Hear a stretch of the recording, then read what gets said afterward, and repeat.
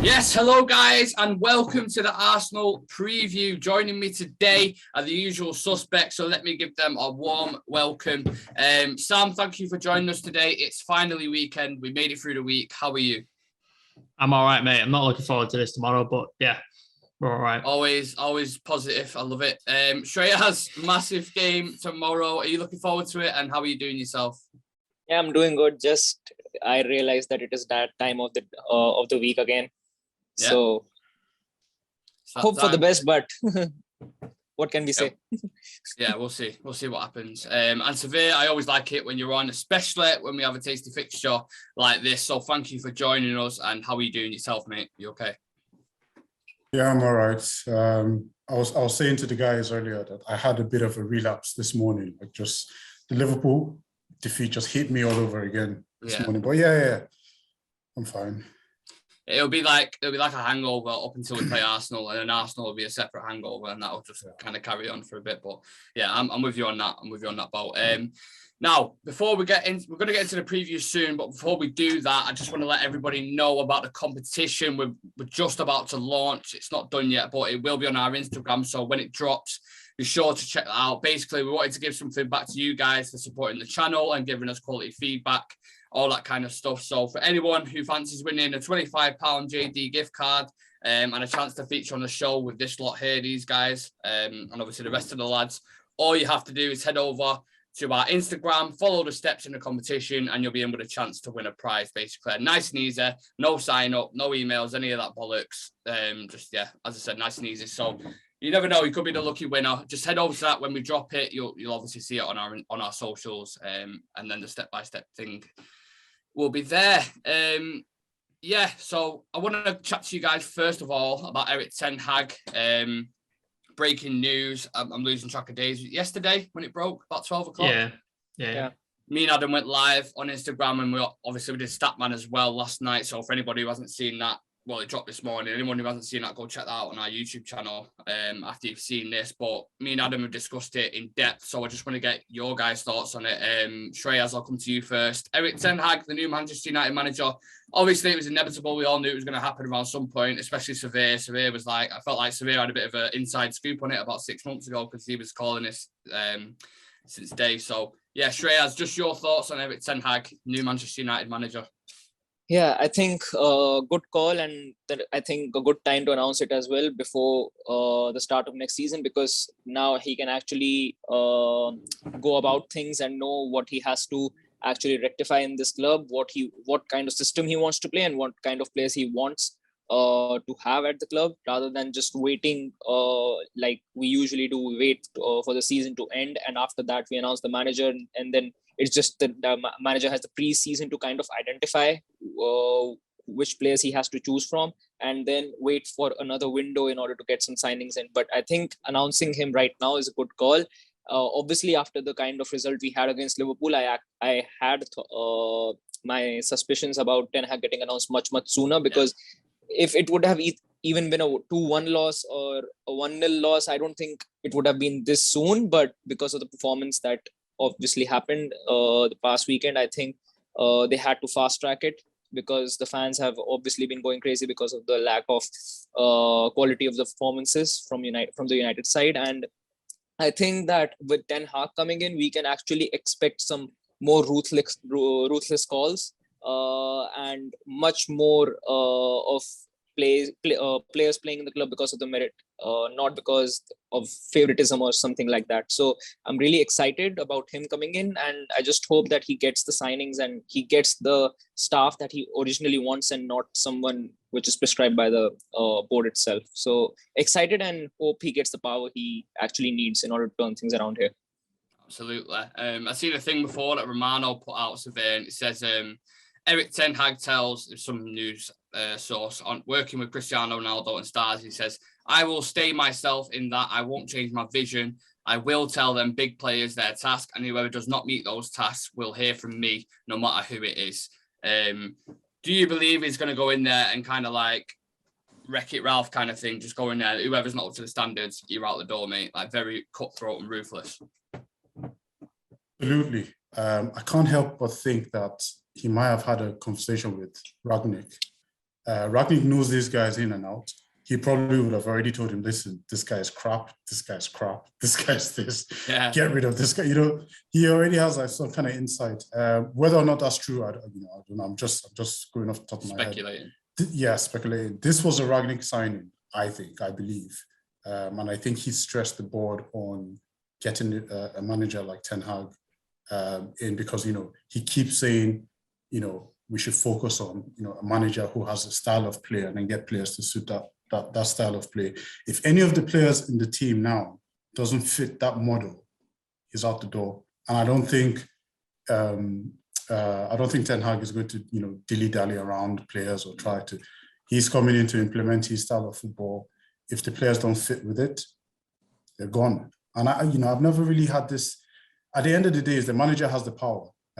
All that player power stuff, it depends on, who the manager is at the time. And I think Ten Hag is the kind of guy, even though we don't know too much about him, but he kind of strikes me as that type of player who's a football person. And if any of those players don't fit that model, they're gone.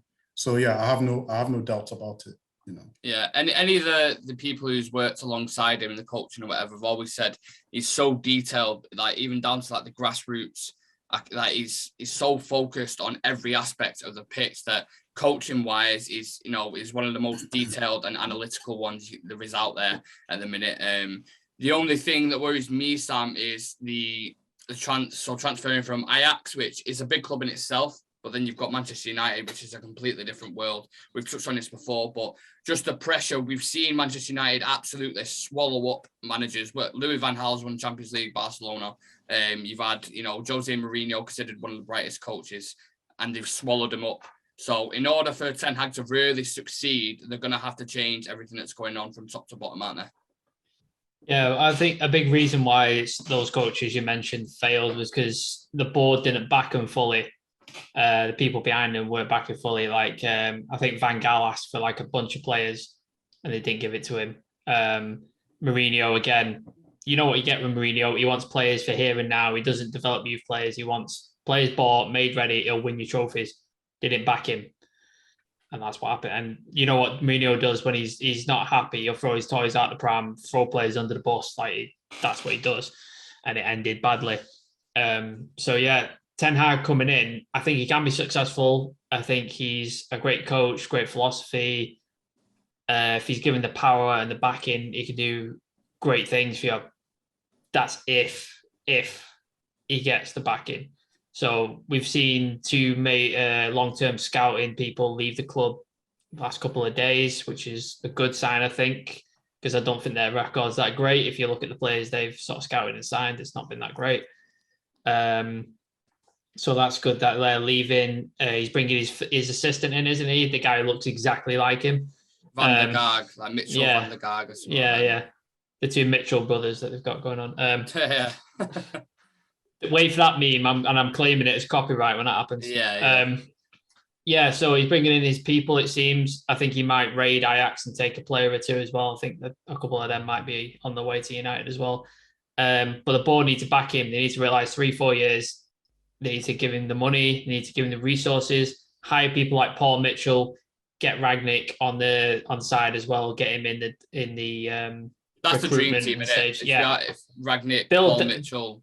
Build that around him. He'll succeed and get him the players he wants and let him chuck out, like Civir said, let Ragnick talk to him and be like, yeah, this player's going to let you down. He's going to let you down. He's going to let you down. Well, that's the good thing because he's had his feet under the desk and he's worked with his players, so he knows the issues. Exactly. So he can say, look, don't think about starting him. Let him go on for it. Let him do this. Yeah. I don't know this for sure, but I bet he spoke to Ollie as well. I bet he's rang Ollie. And spoke to him. I mean, why not? Why not? And asked him and just been like, right, who's going to throw him under the bus, who's not, who can work with and stuff like that. So yeah, positive, but with a slight sense of apprehension because we know this board doesn't like to back people. So I'm hoping that they do back him. Yeah, Can I just say something on that? I think we've seen a bit of a change now. Now, I don't want to go back in the board or anything, but this Richard Arnold and John Mota, I don't know who is the shot caller between the two of them.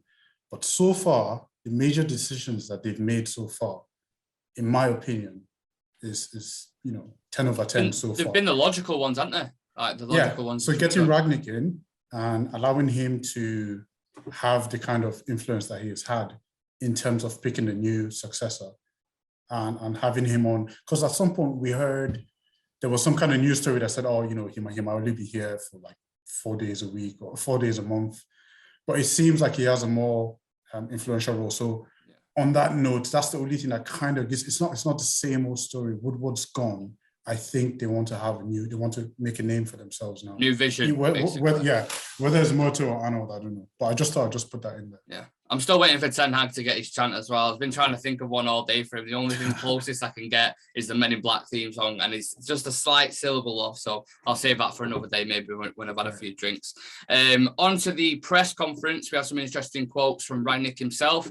He got asked about the progression of Arsenal, and he said, I think they drew the right conclusions from what they experienced earlier in the season. They brought in some young players, Ødegaard, for example, and got rid of some players who didn't fit that style of football, the likes of Aubameyang and co.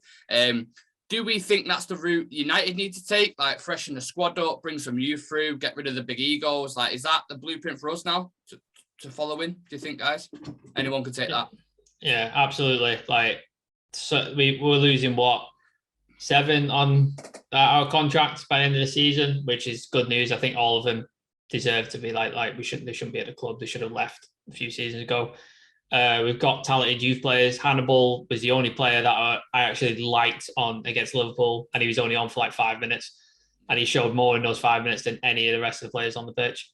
Garnacho's already been called up to the Argentinian squad, so there's definitely somebody sees something in him, so he's definitely a talented lad. James Garner's been tearing it up at Nottingham Forest. He ripped Arsenal apart in the FA Cup, so we know he's up to the standard.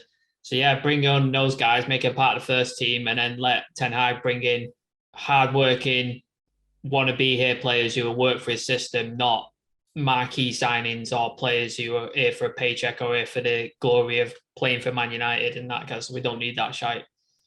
Yeah, he's very astute. Really, go on. Sorry, it's not really an Arsenal blueprint, is it? No. We did it first. No. Like it was. I mean, like I'm going off what they've done. So the start of the season, if you look back to when they got battered, they've obviously got rid of some toxic players that were in there, and then promoted the youth a bit more with Smith Rowe, Saka, Martinelli, all these kind of players. So I'm not saying they created the blueprint, but I'm saying that's in general. They've also stuck with the manager when he had a wobble and people were calling for his head. Bit like, you know what, the Arsenal fans are like that anyway. Like, the 2 games lost, they go off the fucking minds. But like they were going Arteta out, all this sort of stuff, and he's turned it around. He's stuck with him and put which is what every team should do, really.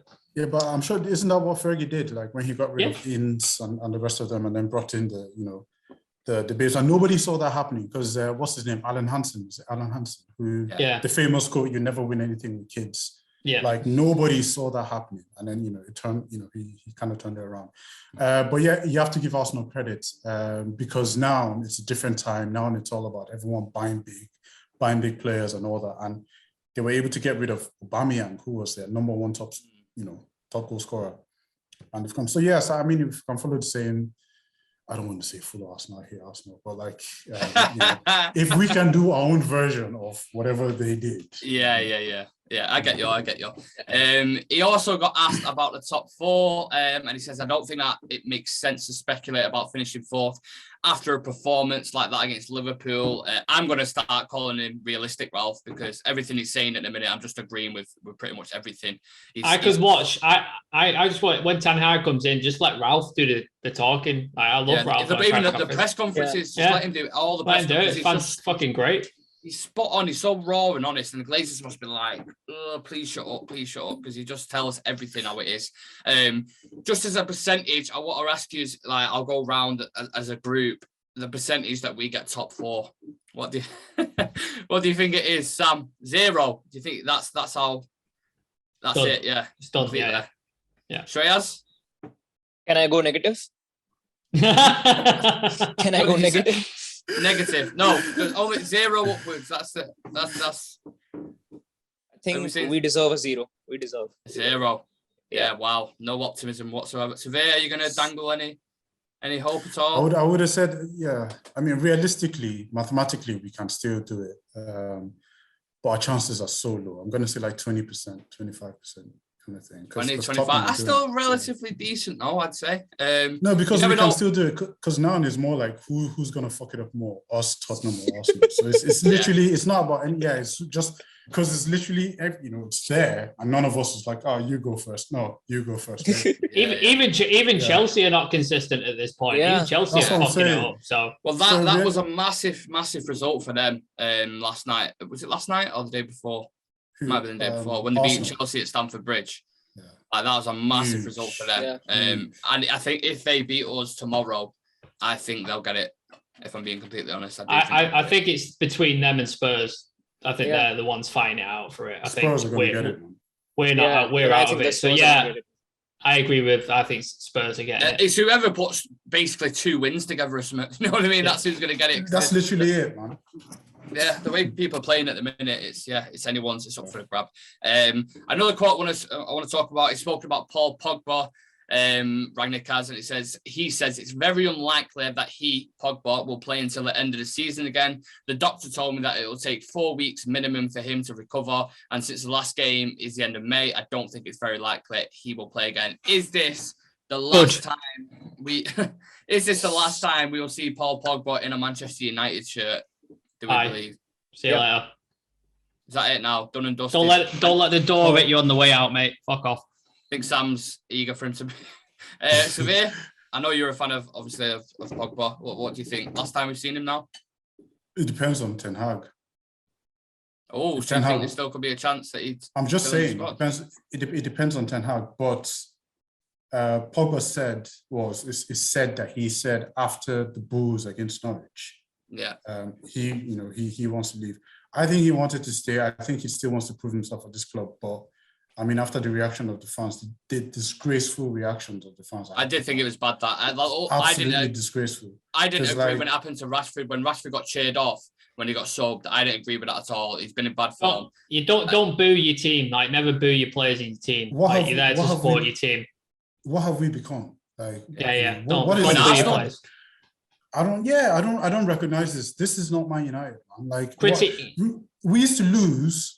And, just show respect to the players. I mean, it's not like he was at fault for anything particularly, but then this Pogba talk, like, we would have to do another video, because I think this guy, I think this guy has literally been the target of a very successful media agenda against him. But that's for another discussion anyway. Yeah, I think he's gone.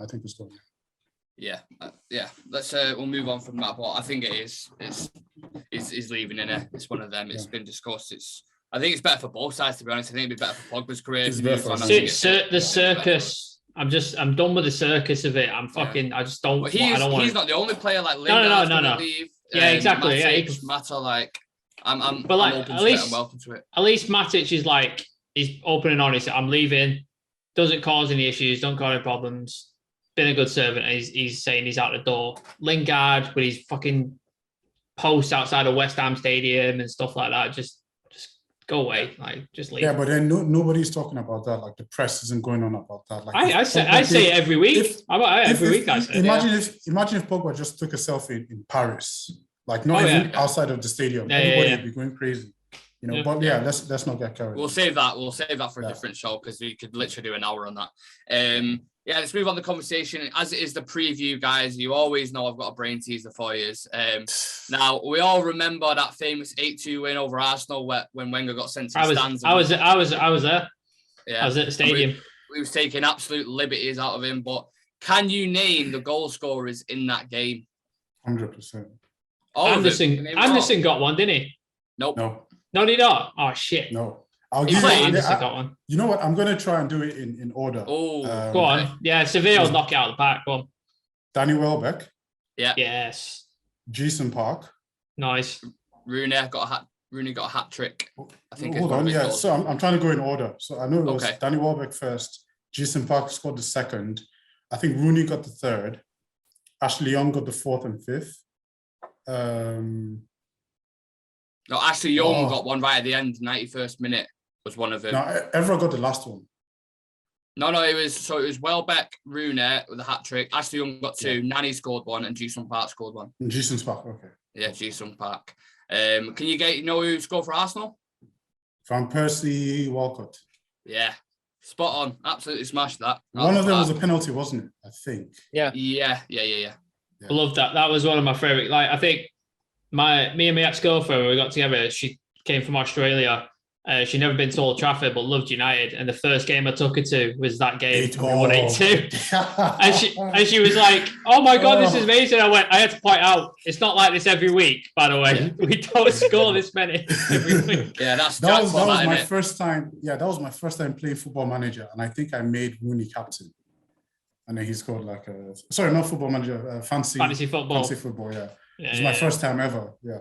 Anyway, yeah. Reminiscing there about good old times. It's the only thing we can do at the minute.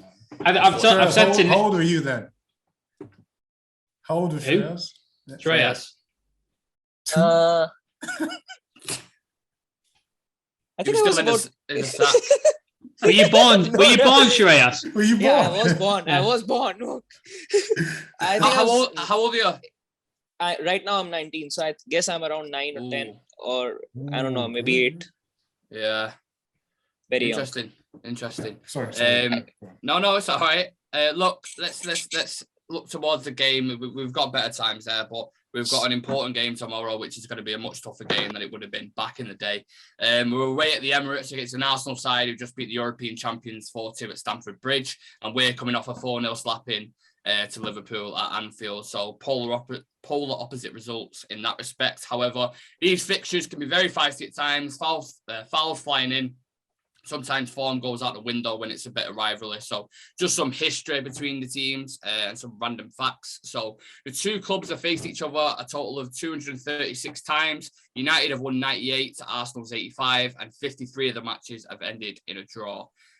Arsenal have won 13 league titles, including one invincible season, which they'll never let you forget about, especially bloody... By the way, they drew 11 games in that season, just point out. Yeah. By the way, this is including First Division as well. It's not just Premier League titles, if anyone's thinking. Oh, okay. All right. Because I was like, yeah, no, sorry, face said they definitely haven't won 30 Premier Leagues.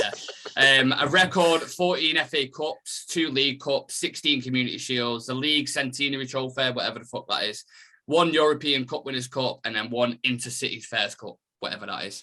United, in contrast, have won a total of 21 Community Shields, 20, so First Division, Premier League divisions, 12 FA Cups, 5 League Cups, 3 European Cups / UEFA Champions Leagues, 1 European Cup Winners' Cup, 1 FIFA Club World Cup, 1 UEFA Super Cup, 1 Intercontinental Cup, and 1 Europa League. So both teams rich in history when it comes to trophy cabinets. But bringing it back to this game tomorrow, look, for me, I really don't know what to expect from this game. I think Arsenal are a team that are, they're really good on the ball. They're finding the patterns now, like the way on the pitch. They sort of press in a cohesive unit. They look better tactically, just like as a team in general. Whereas us on the opposite side, we can never string like 3 progressive passes together. So I think Arsenal in this game specifically will have more possession, and then we will try exploit the space when we have our moments. I also think our formation is going to switch back to the 4-2-3-1, and we'll try go toe-to-toe with them a little bit more than we did against Liverpool, because let's face it, against Liverpool, we kind of just bent over and took a beating. But yeah, to give you guys an update on injuries, so Rafa Varane and Scott McTominay are back for this game, so I suppose that's a bonus. We'll be able to play a bit further up the pitch as a defensive line, especially if the rumours are true about Maguire not starting, so it should be Lindelof and Varane. And McTominay brings a full 90 minutes of hard work, and obviously he's got combative assets, unlike Matic. So I suppose that's a positive for them two coming back in. Civir, with that being said, how do you see this one playing out? No idea. Absolutely no idea. No I know, idea like at all. In recent times, over the past maybe 4 or 5 years, whenever we're like in a bad run of form, every time we came up against Arsenal, we absolutely smashed them. So even when we had like, what was it, Rashford's debut? Yeah. We're missing so many players. And then I think even was it the season before, Arsenal were in a really good run of form. We beat them at Old Trafford. I really don't know what to expect. I hope these guys actually, use that defeat as motivation and then, and then at least just put up a fight tomorrow. But to be How many fair, times have we heard that before, though, innit? Yeah, I mean, did we say that after the first slapping by Liverpool at Old Trafford? Didn't happen, did it? So I this is the first time in a very long time that I absolutely do not know what to expect. Because normally when I say that, at the back of my mind, I know that, I mean, we can actually do it. But then right now, I have no idea. And then I don't like I know we can only do, play who we have. But McTominay and Matic has never really been, it's, with Fred, he busts off play, intercepts and all that. But that midfield, I don't know. So just to keep it short, I can't say anything. I don't know what to expect. From a tactical perspective, do you think they'll have their own, like, obviously being at the Emirates, do you think they'll have a lot of possession and we'll try hit them on the counters and do that? Or do you think it'll be more 50-50? Like, what do you think? Yeah, I mean, he'll do the whole Pep thing because they're really good at keeping the ball anyway. Arsenal, they're really, really good at that. They do all the triangle playing and all that. So they'll definitely have the ball. I think they'll have a bit of confidence coming off this Chelsea game. I pray they try to attack so that we can counter because that's the only thing that we've been consistently good with over the past couple of years. Hopefully that happens, but I swear to God, Nick, I do not know what to expect. Honestly, I don't care about the performance right now. I want 3 points. I'm the same. I'm the exact. I honestly, I really don't care. I don't have a clue if it's going to be 3-0 to us, 3-0 to them, or if it's going to be a 5-5 draw. Park the bus, do what you need to do, give us 3 points, or else. Civir's going to slap you all. Shreyas. Just focusing on Arsenal a little bit, what do you like about them from a footballing perspective? Obviously, as a club, we don't like them. We're Manchester United fans, but just speaking purely football and tactics, what do you like about them? I think one of the good things about them is that when they're attacking, the whole team actually gets involved in whenever they're pressing up or whenever they're trying to play up, start an attack out from the back. It's like the whole team is a part of that attack, and then the entire team presses up, which creates a lot of overloaded spaces at the opposition side. So that's why they are able to score a lot of goals, and why Martinelli and Odegaard and Smith Rowe have been shining for them this season. Another thing that I like about them is that they don't really draw many games. They are usually a team which either loses or wins a game. So it's black and white when you play against Arsenal, whether it's going to be a win or it's going to be a loss, especially at the Emirates, because they have had really good form there. They haven't really lost that much. I guess only a couple of games they've lost at the Emirates this season.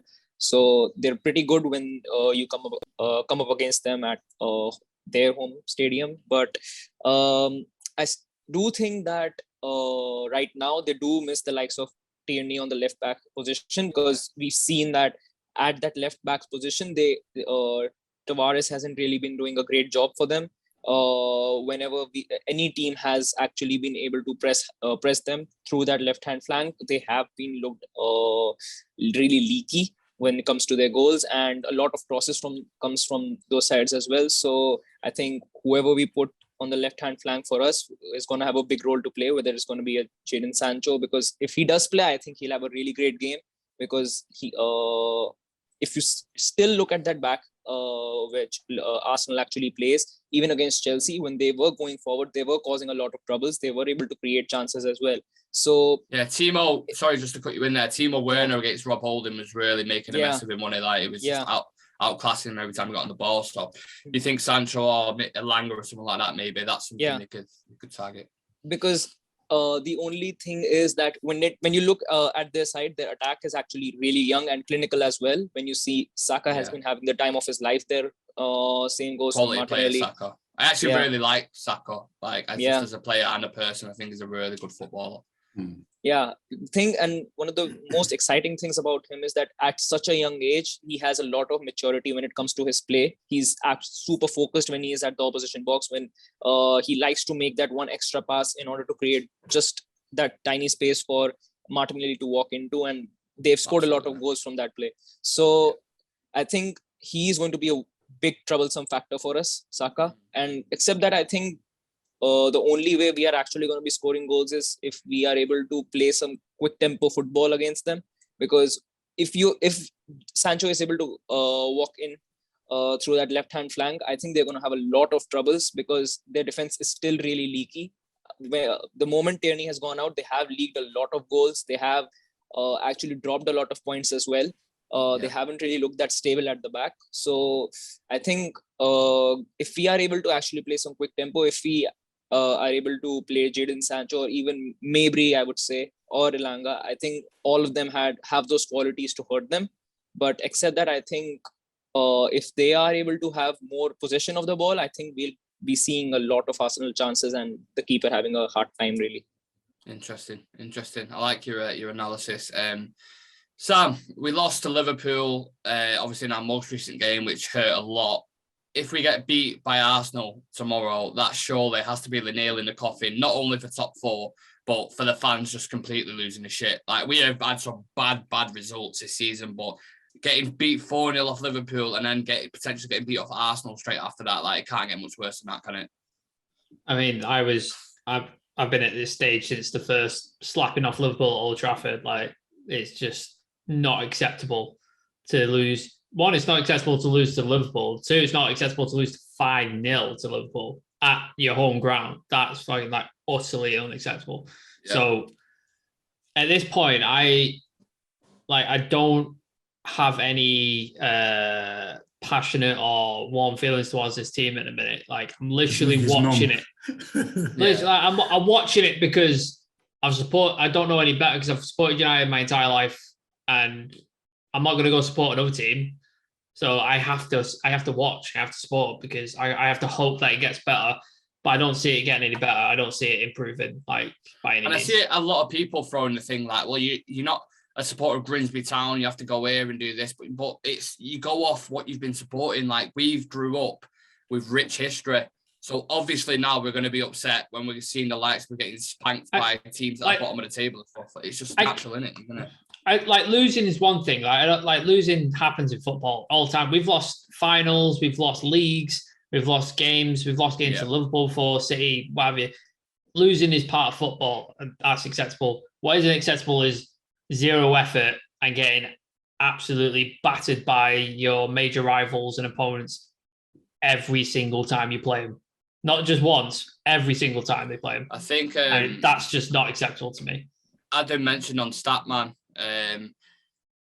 last night, and he said to me, the aggregate that Liverpool had over us, it's like 24-2 or something.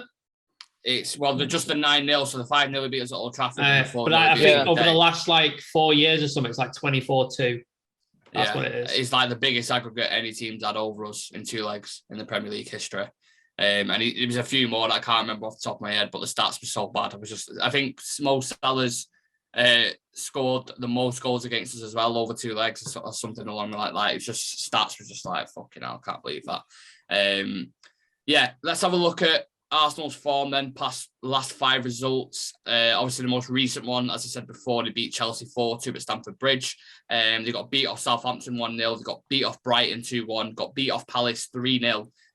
But beat Aston Villa 1-0. So they've won 2, lost 3, conceded 8 goals, and the 3 losses that they have got are to the bottom half of the table. So it's not all plain sailing for them as it might seem. Like, people tend to have that sort of short-term memory where they just remember the last game, which obviously there was great in. But yeah, there is results there that you could kind of think, well, they are leaky at the back, so there's something to exploit there. They're doing an Arsenal, basically, aren't they? Yeah, like, exactly. They do this every season. Like, every season it happens. Inconsistent, like we've been, like Spurs have been, like any team around that kind of area in the table have been. But yeah, Ødegaard, Smith Rowe and Saka are all flying for them at the moment. They're the real threats. Ben White and Gabriel look a bit better than they did, starting to develop a bit of a partnership there. But I think as a team in general, lads, like, take away individuals, they are playing much better as a team. Yeah. But at the end of the day, they are Arsenal. They will be leaky at times if they're put under a bit of pressure. So I think if we get Sancho running on the ball, Langa, as I said before, in behind, and then Ronaldo bringing that presence, then there's no reason why we can't get something from this game. And I genuinely believe that. But Shreyas, if you're the coach of Manchester United now, what areas of Arsenal game are you looking to exploit, given everything I've just said? I think if you still look at the Arsenal side, of course, they're playing a lot better than us. And most of their players who like you mentioned before, aren't really on the level of Saka, Smith or Odegaard at the moment. But still, you've seen that this side, because they're performing so well, even those players don't look that bad like they were looking at the start of the season. So I still think that their defensive midfield is an area where we can exploit them if we are able to. It depends on how we are able to line our squad up actually, but there are two areas where we can actually exploit the pace as well as the spaces that get created while Arsenal are pressing up the pitch. And one of them is the CDM spot and the other is the left back spot, like I mentioned before, because if we are able to get in behind, because we are going to be seeing Ronaldo for sure. And last time Ronaldo did play against them, he managed to score 2 goals and actually hand us a win. So if we are able to create some chances for Ronaldo, able to get the likes of Sancho on the ball from that left-hand flank, or even Elanga, we are able to get him to intercept and cut in to the box, I think we can actually hurt them. But most of it is going to depend upon how we are lining up against them, because if it's the same side that we've been seeing these past few weeks, nothing is going to change. I think even Arsenal would be able to beat us quite easily, like we've seen other teams like Everton and Leicester as well, who haven't really had the best of form this season. So it actually solely depends upon how we are able to pick up our squad, because if we've seen Ragnick in the press conferences saying that a lot of these players are going to go, this is the last time we might be seeing them in a United shirt. If he is able to back himself up on that and actually bench like 6 to 7 players, I don't really see why we can't win this game, because when Mabry came on, you could actually see that this guy has actually got what we want in a United player. He was running all around the pitch. He was actually looking like a player who cared about the scoreline rather than everyone else just moaning or just actually, they basically accepted defeat after the half. Tempo and attitude on it when he came on, like you could see it in his body language. Everyone else was kind of like strolling around, like he comes on, he's like boom, smashing into players. And yes, it was a little bit like a headless chicken at times, but at least it meant something to the lad. Like Gary Neville said it in commentary, like it took a young kid to come on and show a bit of fight and determination. Like it's the standards are like that at the minute at United. Yeah. Because this is the kind of energy that we need from our players. And I do get that he's still fairly young. He could have got sent off, but when what we are seeing, I think from a player who's that young, if we are able to develop him the way Ten Hag has actually been able to develop players, I think there is a gem we have. And I mean, he was honestly one of the man of the match contenders for us in that game, because the moment he came on, we actually saw someone actually do. Exactly. So I think if we do pick him and a few other young players, because right now the thing that was coming out in a lot of press conferences was that we were picking players because they have had experience and they know how to perform in certain games, and it's not the right environment for a youth player to come in. But honestly, these experienced players aren't really doing the job for us. Even you can't do much worse, can you? That's the thing. You can't do much worse. So you might as well fucking throw them in for me. And if we are able to actually get some youth players in, at least we'll be seeing energy, we'll be seeing much more tempo and much more focus in a game, rather than these experienced players who get picked game after game after game, even though they aren't really up to the mark. So I think if we bench, because we do need to bench some players, I think it's high time we start doing that. Basically give Erik Ten Hag a bit of a display as to what kind of youth players he can actually develop, who are actually at the standards and who are going to be loaned out. So better do that rather than playing the same 11 over and over again, because we all know the result. Absolutely. Severe, a bit of a random question, but does anyone know where Bruno Fernandes is? Because I haven't seen him since the Villa game. What's happened to Bruno Fernandes? Please, someone tell me, because he's playing shit. I think at the minute. I think he's got the virus. He's got the toxic virus that's going around the dressing room. And it's just everything that's happened just rubbed off on him, I think. And the thing about Bruno is one of his weaknesses I've noticed is I don't think Bruno is really good under pressure. Like when things start to happen, like he's so emotional and he literally just, that's when he starts forcing passes. He starts trying to overdo things. Remember the clip from Sporting Lisbon when he goes into the tunnel and he starts smacking shit out of the wall, like kicking things. And people who literally have to come and grab him. Like he's very over emotional in it. He gets too emotional, when things are, and then he over tries, and then it just ends up being overkill. So I don't know. I mean, it happens to everyone, really. It happens to the best of them. Finally, well, let's see what happens tomorrow. The thing about it is Arsenal has been getting beat by rubbish teams. We're a rubbish team. So, yeah, when you call out the list, that should be the tagline on the video. Arsenal get beat by rubbish teams, and we're rubbish. Just like, you can have like a little 10-second clip at the start, just have that, and then start the show. Yeah, we're rubbish. You're calling out the teams that they lost to Southampton and blah blah blah. And in my head, I'm just going crap. So we're rubbish. Hopefully, we fit the category, so we might actually win. Happy days. Southampton got smacked 6-0. We got smacked 4-0, 5-0. Oh yeah. So Southampton gets smacked 6-0 by Chelsea, and then they beat Arsenal. Yeah. The same team crazy, that Arsenal beat. Yeah, so it's crazy. Bruno Fernandes, I don't know.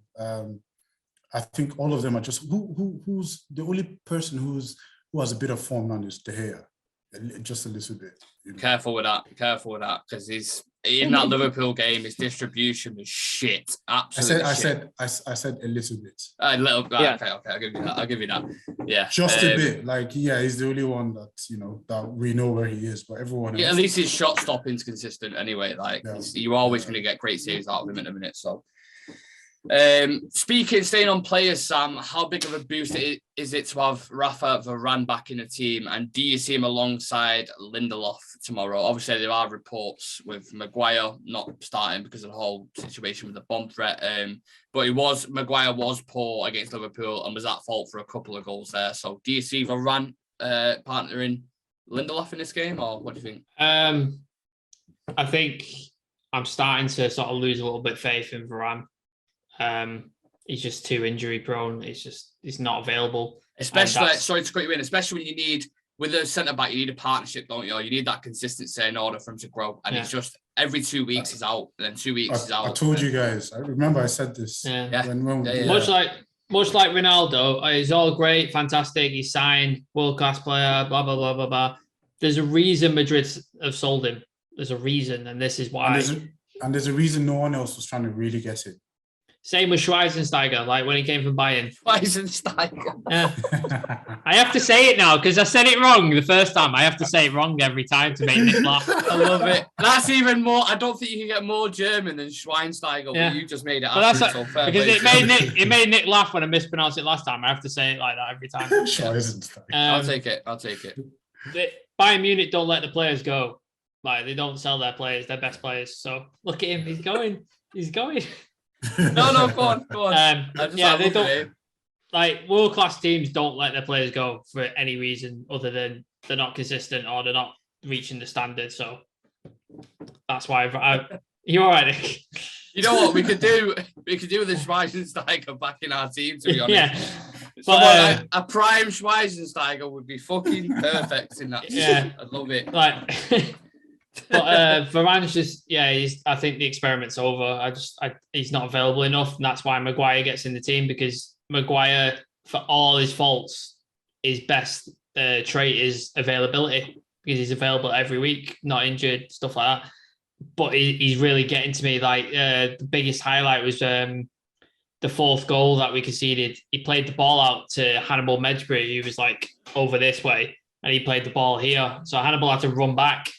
That floating pass. Oh my God. He had to run back to get hold of the ball, did well to get it, and then the Liverpool player saw the opportunity, pressed him, snatched the ball, fourth goal, scored. So I can't have Harry Maguire in my team anymore. And the only other option at the minute is Varane, because he's not going to play Bailly, is he? Despite what Bailly's begging on Instagram for recently. That was so funny. That was hilarious. I mean, you might as well at this point. If you're not going to take it, you might as well shoot a shot at someone's Instagram post and just. I feel for it, man.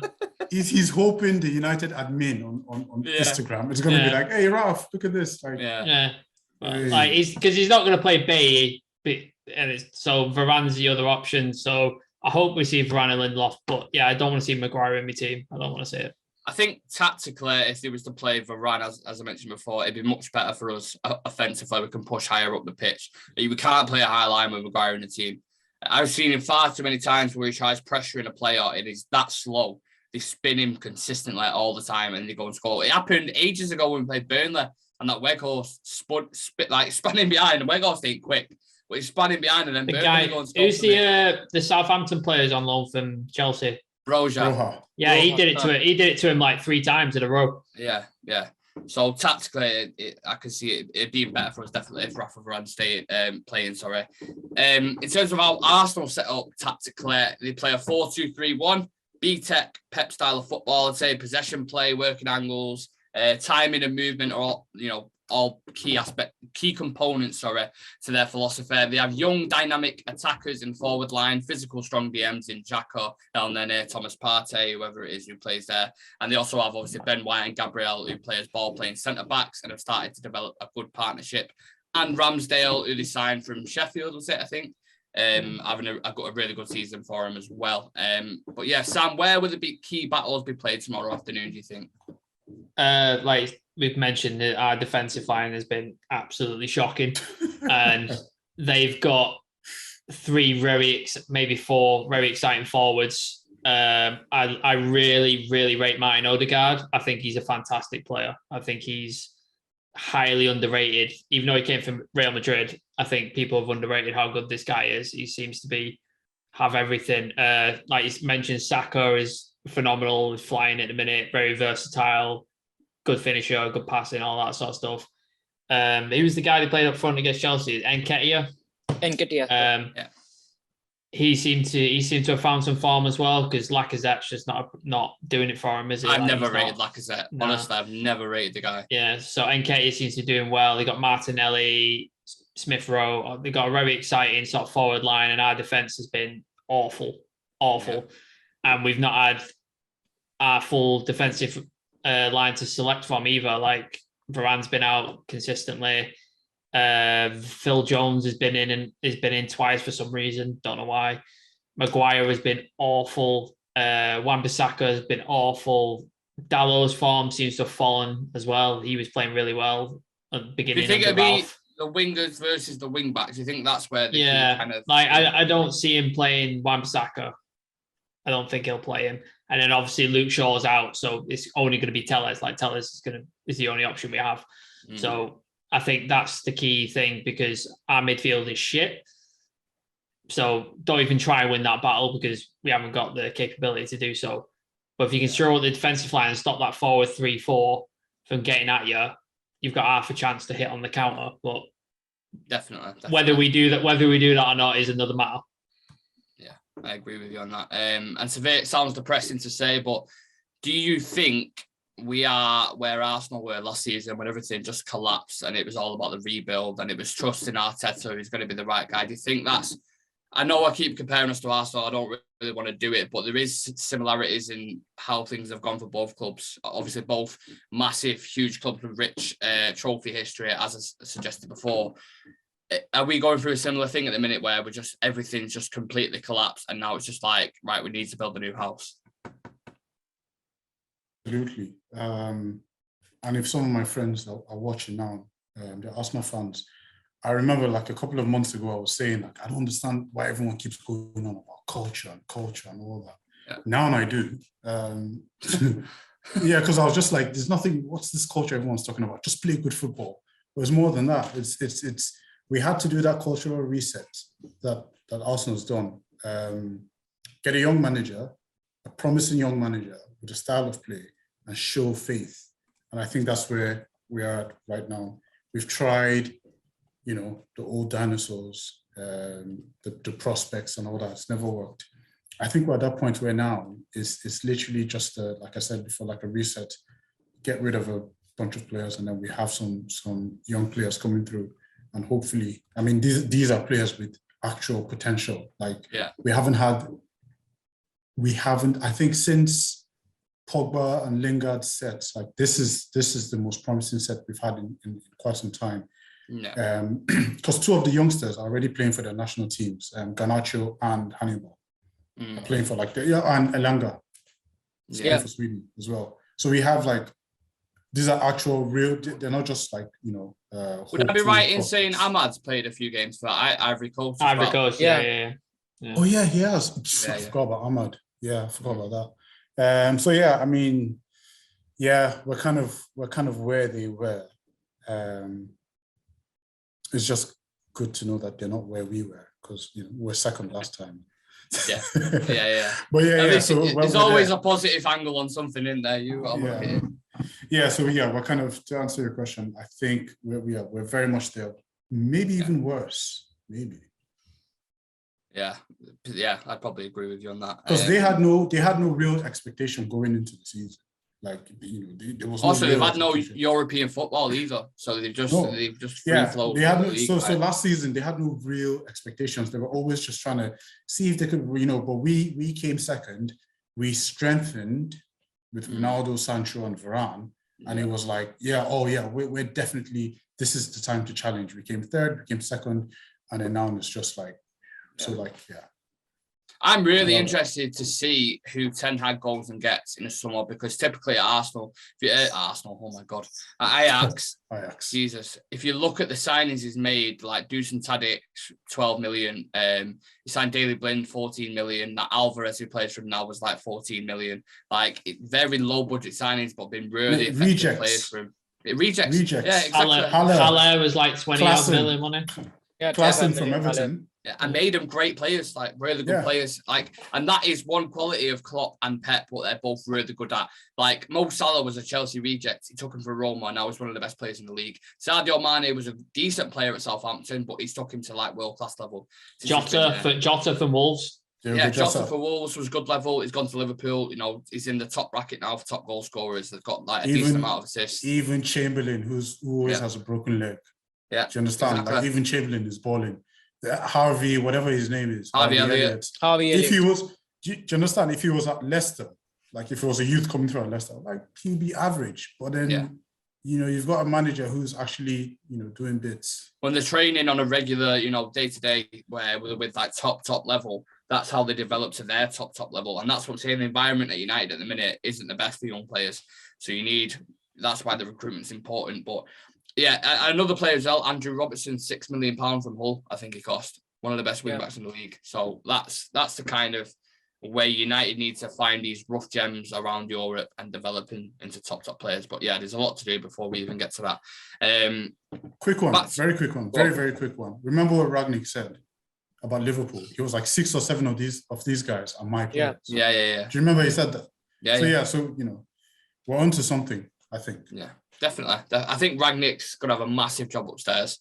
Initially, I wanted him to stay on as a coach, but just from seeing how he talks about football, how he sees it, his ideas, I was talking about Ten Hag. He needs to be upstairs. Exactly. Yeah. Absolutely. One on the pitch, one upstairs, one in the building. Another random question I want to throw you, Shreyas. If you were to choose a player from Arsenal, who would you take and why? I mean, personally, I would actually go for Saka. The only reason being that he is one of those young player who is actually, he's one of those players who can actually ignite a spark, and then the whole team is able to just get energized by it, and they actually start looking much, much better. Something that we've been lacking, because we've seen how good Sancho has actually been under Ragnick, but there hasn't been that consistency on the other flank.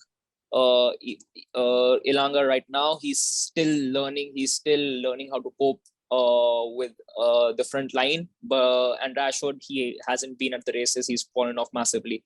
So I see him, and when I see him if I see him in a United system where you could have Sancho, Ronaldo, and Saka, I think that front three is actually really, really capable of doing some damage. Ronaldo will have tons of opportunities, because you don't have those wingers who are just going to go for a shot every time they're around the box, and they'd be ready to actually play Ronaldo on the moment a space opens up. So it would be a much stable front three, and I think a front three like that, it won't really matter who you're coming up against, because all that matters to them is playing that one extra pass, something that we missed out a lot on this season.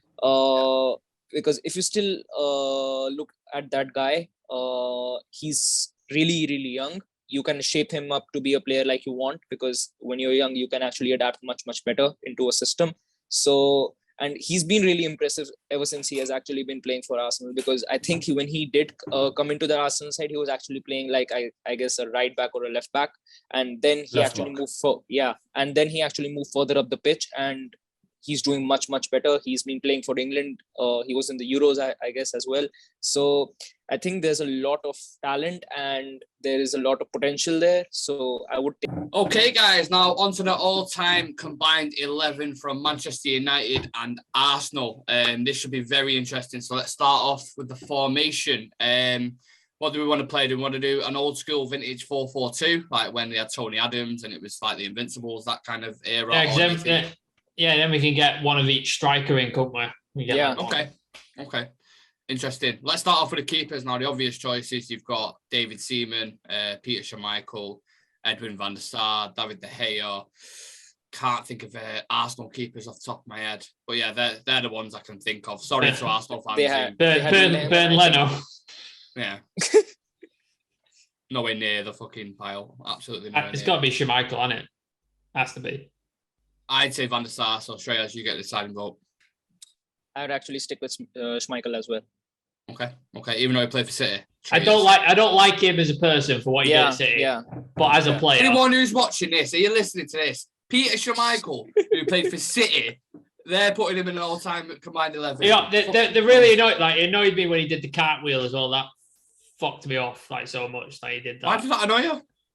Because he was playing for City, and they scored, and then he cartwheeled in front of the Man United fans. Oh, did he do it again? You know, what do you mean again? Because he did it when they scored the winner in the. Yeah, that's what the one I'm talking about. Yeah, that was for United. No, but he did it for City.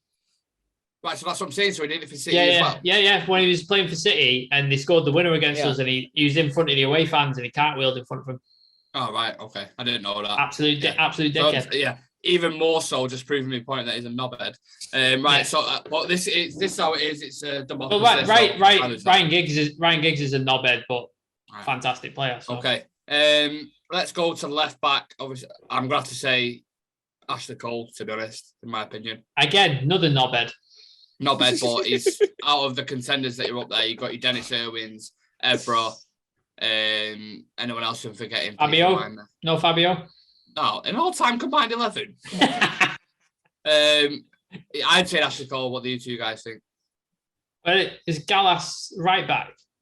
I don't know. No, Gallas is centre-back. Centre back. Yeah, I think Ash Cole. I love Paddy Evra. I really do. I love Patrice Evra. But Ashley Cole, like Ashley Cole's notorious for pocketing Ronaldo. He's a better. Ash Cole's a better player. Yeah, so Ashley Cole will put in there. Can we try and get a graphic for this as well, Sam, if possible? Yeah, if not, just write it. Make sure you write it down for me so I can. Yeah. So we've got Peter Schmeichel. Ashley Cole wasn't my choice at all. Peter Schmeichel, Ashley Cole. Centre backs. So you got Tony Adams, Vidic has to be in there. Yeah. Rio, Bruce Pallister. This thing I don't really know. I'll die on the hill of Vidic. I'll die on this hill. Yeah.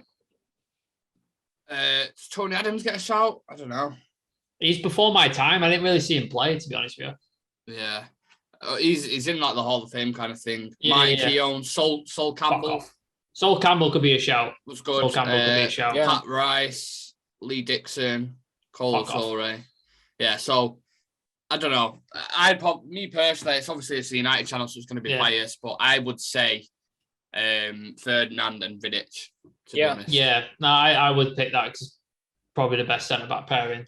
Okay. In Premier League history, Vidic. So not bad so far. So we've got Peter Schmeichel, Ashley Cole, Rio, and Vidic. Right back. Now, I'll have to search fucking Arsenal right back. Gary Neville. Yeah, well, he's obviously the only shout really for United, isn't it? Like, who else are you going to throw? Valencia in there? Dallo? Raphael. Well, he's better than Dallo and Wan-Bissaka, that's for sure. Yeah. But right backs, I can't really think. I'm Googling now because obviously I have to do it with Arsenal because I have to admit, Arsenal right backs. As if we're having to do this. But I'm bad at Arsenal history. Like Lee Dixon, was he Nigel Winterburn, Bakary Sagna. Wow, do you remember him? Bakary Sagna. I'm going to go with Gary Neville. Yeah. I think all the ones that I've seen, Gary Neville. Yeah, are we happy with that? Yeah, Gary Neville. Yeah. Frank Minklock. Who the fuck is that? Who the fuck is that guy? I don't know. Right, yeah. I'm looking at like Arsenal best defenders, and he was on there. Peter Schmeichel, Ashley Cole, Rio Ferdinand, Vidic, Gary Neville. Okay, that's the back line. So we're going with a 4-4-2, yeah? Yeah. Right, so now we've got wingers. So let's say left wing, you've got Overmars, Perez, two great players. Overmars. Ronaldo. Are we not going to play him up front? Well, I don't know. Depends. You've got Henry, you had a spell on the left-hand side for a bit. Nah, Henry you got to put up front. Nah, you got to put it on. Yeah. You got Ryan Giggs as well. I would shout, Mike Giggs would be my shout because he's my favourite player. So Giggs would be my shout, but it's a democracy, so. What do you think, Shreyas? I mean, with the longevity he's had, and I think he's one of the best players that has played under the United shirt. So I would go with Giggs as well. Now, this is where it gets a bit dicey because you've got to think you've got Dennis Bergkamp as well, who I was a massive, massive fan of. He's not a left winger though, is he? No. He's a forward. So I'm saying we're playing two up top, but then you've got on. Like we'll get onto that, yeah. So who did you say, Shreyas? Sorry, Giggs. Giggs. Right, I'll throw Giggs. This is such a biased fucking team. But it's also quite a lot of knobheads in this team. So yeah, it's a very knobhead team, isn't it? Like knobhead FC, all-time knobhead FC. Midfield, your obvious choice. You got Keane, Scholes, Patrick Vieira. We have to put Vieira in because we're getting very United heavy out. Okay, well, bang Vieira in there, but then you've got to make a choice out of Keane or Scholes. I think maybe go with Scholes because you've got that defensive. Yeah, sort of. I would have said that. Yeah. Thing here, so maybe put Scholes. Leaving Roy Keane out though. There's a lot of people that. Look, it's a United channel. I'll just pick all United players. But I'm trying to balance it. We're trying to make it fair. Right wing. Now, did we do a Cristiano Ronaldo that was at United? Because obviously the first time he was there, scoring 40 goals in a season, or whatever. He was a winger, wasn't he? So you could have Cristiano Ronaldo. I'm just searching right wing Arsenal now because again. I can't think. Theo Walcott. No, absolutely not. Did Ozil have a time at the wing? Yeah, I'm not playing Ozil either. Ozil was a very good player, but I think he was more of a number 10, wasn't he? He's lazy. He probably did play like how Arsenal play now with a 4-2-3-1. They have interchanging forwards, don't they? Ozil would have drifted out wide and stuff like that, but I don't. Predominantly, it was a number 10. Number 10. Freddie Ljungberg, Ray Parlour. No. Theo Walcott. Fucking what? Stop mentioning Walcott. No, I'm just saying. I'm giving you options. And then obviously for us, Cristiano Ronaldo's a standout one for me. Yeah, so I would go with Ronaldo. Yeah, Cristiano or Beckham. Is he a winger? Is David Beckham a winger? I know he did play on the right, but he wasn't like you know what I mean. You sort of traditional winger. David Beckham. He did though, like do you know what I mean? He didn't play. He wasn't like a byline gunning at people, was he? Like winger, like playing off the sort of chalk. No, he played on the right hand side. With yeah. But like if Beckham was playing now, he's not going to play where say Sancho's playing now, is he? Like he's not playing there. Well, I don't know. Well, in terms of systematically, it's changed a lot on it. So you can't really take one player from the 90s and then put him in a thingy. But like he played on the right-hand side of midfield. Like Beckham would be like a Bruno or Pogba nowadays, wouldn't he? Like he'd be drifting out wide, but he'd be creating. I kind of get what you're saying, but Beckham's a right midfielder, so he would be in that category with Ronaldo. So I think Ronaldo. Like I love Beckham, but Ronaldo's got him beat on it. Like, okay, do you agree with that, Shreyas? Yeah, definitely. So far, Peter Schmeichel, Ashley Cole, Rio, Vidic, Gary Neville, Giggs, Vieira, Scholes, Ronaldo. This is where it gets juicy. Up top, I'm going to go straight away. Henry's got to go in. Questions. Like, no matter what. 100% Henry's in there. Yeah. Because he was just... Rooney? Cantona didn't have the longevity. I love Cantona, but he wasn't around long enough. Yeah. The impact that he had though whilst he was there. It was fantastic. Yeah. he was the catalyst for. Well, for Henry had the impact and the longevity. Yeah, Henry's on there anyway, 100%. Destroyed. Yeah. But then we've got to make a decision between Bergkamp, Bruno, and Cannona. So look, I'd probably put Rooney in there, but I really like Dennis Bergkamp. I do like Bergkamp a lot. Like, as a general, you can look at all your statistics and everything like that, but Bergkamp as like a technical footballer was fucking unreal. That goal was scored against Newcastle, where he dinked it round and he did like the Bergkamp's touch was out of this world. Out of this world. Like he used to take balls out of the air, like he won't even look at it, it would just come down like But I would throw Rooney in there. I think to keep it balanced, balanced. Can't put. We've got about 8 United players and 3. I've put Patrick Vieira in there, even though I wanted to pick Roy Keane. So you know what I mean. Okay, so the all-time combined 11 is definitely Arsenal fans that will fucking hate this, but who gives a shit?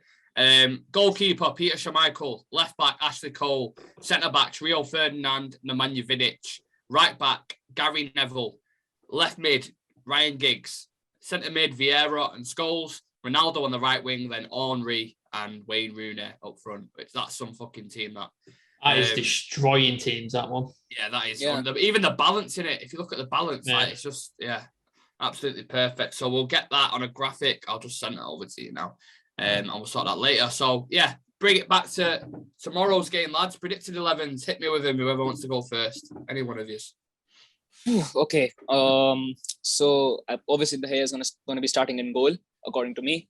And except that I think hopefully we see just one right back starting for us tomorrow rather than both the right back starting for us. So I'd pick Dello to start at that right back position. And except that I think Lindelof and Varane, Maguire definitely needs to be dropped. It's high time now. And I think Telles is going to be playing for us at left back for the remainder of the season because Luke Shaw is going to be out. So that's the back line done. And going forward, I think we will be seeing, because of McTominay is going to be back in. So I expect McTominay to be here. We definitely missed him as well because of the lack of options that we've had in the midfield. So McTominay at CDM, and I think still Bruno is going to be picked because we definitely don't have anyone else now because Pogba is injured as well. So I think Pogba will, because of Pogba, I think Bruno is going to be picked as well. And except that, I would actually love to see Mata getting a run out as well, because in the cameos that he has actually had, he has been that player who is actually able to take care of the ball and actually do something with it. Because whenever we've seen Bruno in those areas, he's just lost the ball the very instant he tries to make that killer pass or Hollywood pass into the back over the top. He gives away silly transitions all the time. And because of that, we are quite vulnerable with at the counter attack. So I would actually want Bruno to play a little deeper, I would say, as to how Pogba plays, and actually Mata playing in that number 10 role. I think that could work. Probably not for the whole game, but at least we'll be seeing someone who is actually able to hold on to possession and actually create something for us in that area. And except that, I think Sancho is going to be starting. I think he deserves it as well, because when he did come on against Liverpool, he actually looked really fresh, and he looked like something. It looked like something could happen from that flank. So I think Sancho's got to play. And except that, I think Elanga, or if you don't pick Elanga because he hasn't really been that great for us, because we've seen a little dip in his form. So I wouldn't mind actually seeing Mabry as well, because I think Mabry has to start, whether it's with Bruno getting benched or with Elanga getting benched. I think he definitely deserves a run out, because I think he's one of those youth players who Ten Hag would be very keen on developing, because we have actually seen what he actually can be capable of in the short time that he was on there. We could see that he likes to press, he likes to run around the pitch, and I don't think he can actually do any worse than the players that we've actually had starting over the past few weeks. So Mabry definitely needs to come in, and accept that Ronaldo is going to be there at the striker position, which actually is pretty nice to see, because I think the only way we are going to be getting points from now on is whether Ronaldo is going to be delivering for us or not. If he's scoring hat tricks like the way he's scored against Tottenham and Norwich, we are getting wins. If he doesn't perform, I don't think we can do really anything. Yeah, I agree with you. Sam, do you want to give us yours? Yeah, it's pretty similar to Shreyas, to be honest with you. De Gea, Dallo, Lindelof, Varane, if what we hear about Maguire not starting is true. If Ralph decides he's going to start, then obviously it's going to be Lindelof, Maguire. Telles, because Shaw's not available. Pogba's out for the rest of the season. Yeah. So I think Scott McTominay's back, isn't he? He's back from injury. So I think McTominay will get a start with Bruno and Matic, because Fred's not back, is he? He's not ready yet. So I think that's all you've got midfield wise. If I was in charge, I would give up one of those slots to Hannibal. I'd put Hannibal in that one of those and give him an opportunity, but he probably won't do it until mathematically impossible to finish top 4. I don't think so. It's unfortunate. It'll be Sancho, Ronaldo, because I think Ronaldo's back in training now, isn't he? So I think he'll probably start. Sancho, because he's been arguably our only bright spot in the team. And it's tough. It's like Elanga's a bit out of form. Rashford's not in form. Like, it's really tough. You pick.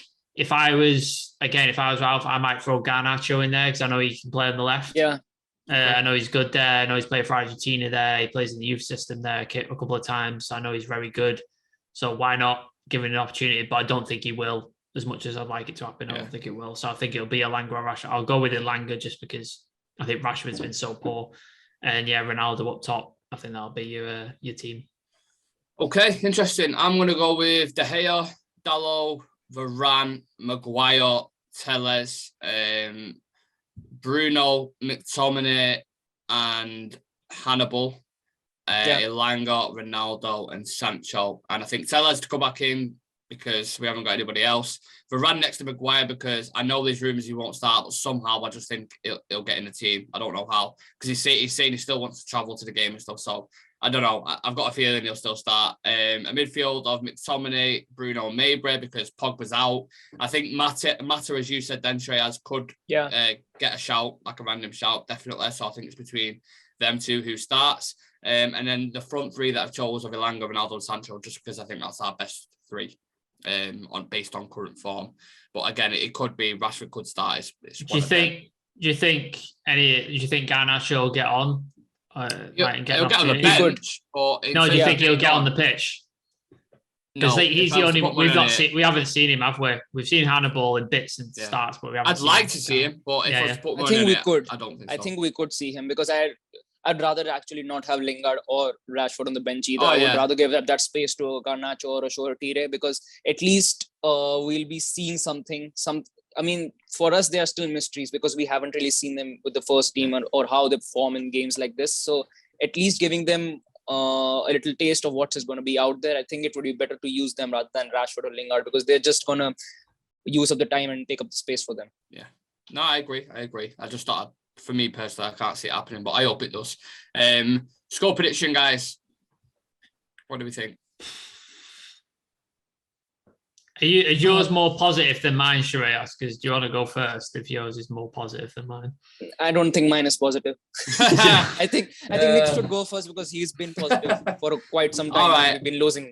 So I'll go 2-1 United. I think Ronaldo will score as well.